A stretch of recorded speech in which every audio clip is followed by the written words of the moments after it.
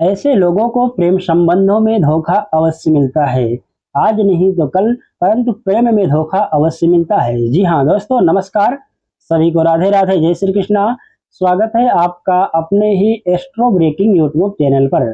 दोस्तों, आज की यह वीडियो बहुत ही ज़्यादा खास होने वाली है, क्योंकि आज इस वीडियो में हम ऐसे लोगों के बारे में बात करेंगे जिन लोगों की कुंडली में यदि ये ग्रह हुए, ये योग बन रहे हुए, तो ऐसे में आपको धोखा अवश्य मिलेगा।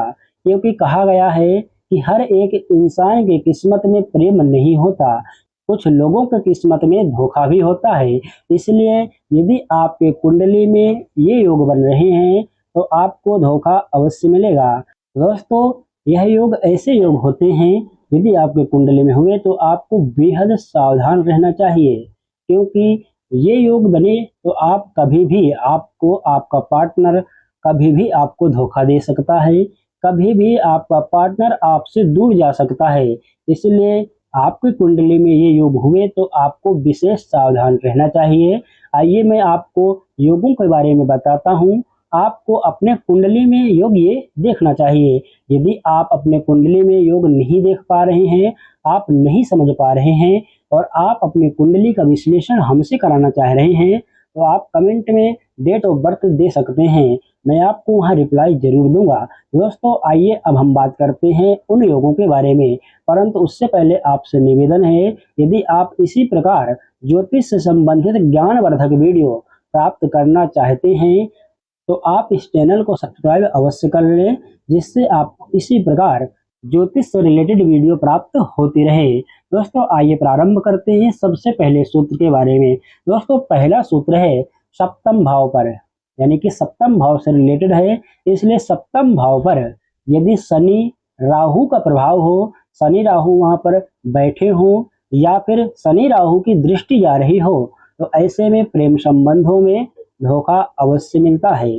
दोस्तों, अगला सूत्र है पंचम भाव से रिलेटेड। जी हाँ दोस्तों, पंचम भाव पर पाप ग्रहों का प्रभाव हो या फिर पंचमेश निर्बल होकर के षष्टम, अष्टम या फिर द्वादश भाव में हो, तो भी ऐसे में प्रेम में धोखा मिलता है। अर्थात पंचम भाव का जो स्वामी है वो आकर के षष्टम स्थान में बैठ जाए या फिर अष्टम स्थान में बैठ जाए या फिर व्यय स्थान अर्थात के 12वें नंबर के घर में बैठ जाए, तो ऐसे में प्रेम में धोखा अवश्य मिलता है। आइए दोस्तों, अगले सूत्र के बारे में बात करते हैं। अगला सूत्र है जन्म कुंडली पर कहीं पर भी शुक्र ग्रह, शुक्र अर्थात प्रेम का ग्रह माना जाता है, तो इसलिए यदि शुक्र नीच हो जाए, नीच का जन्म कुंडली पर शुक्र कहीं पर भी कन्या राशि का विराजमान होगा, तो ऐसे में जातक को प्रेम में धोखा अवश्य मिलता है। या फिर शुक्र ग्रह राहु के साथ हो, जैसे कि राहु जो होता है छल कपट और जो है लोभ का होता है, और यदि राहु शुक्र के साथ आता है तो ऐसे में प्रेम में धोखा अवश्य मिलता है। अगला सूत्र आता है चंद्र की स्थिति। जी हाँ दोस्तों, चंद्र की स्थिति से हम मानसिक रूप का, यानी कि व्यक्ति का मन कैसा है, व्यक्ति के दिमाग में क्या चल रहा है, ये सब का विचार किया जाता है। और ये ऐसे में यदि शनि राहु के बीच में चंद्रमा फंसा होगा तो अवश्य ही उसका मन आपसे कभी भी हट सकता है।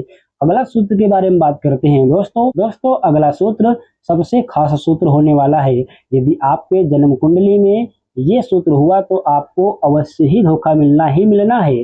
अगला सूत्र क्या है? अगला सूत्र कुछ इस प्रकार से कि यदि नवमांश कुंडली में, जी हाँ दोस्तों, अभी तक जो हम आपको बताए थे ये थे लग्न चक्र के। अब हम बात करते हैं नवमांश कुंडली में। नवमांश कुंडली में यदि ये सूत्र हुआ, जैसे कि नवमांश कुंडली में शुक्र नीच हो जाए या फिर सप्तम भाव पर अधिक पाप ग्रहों का प्रभाव हो जाए, तो ऐसे में धोखा अवश्य मिलता है।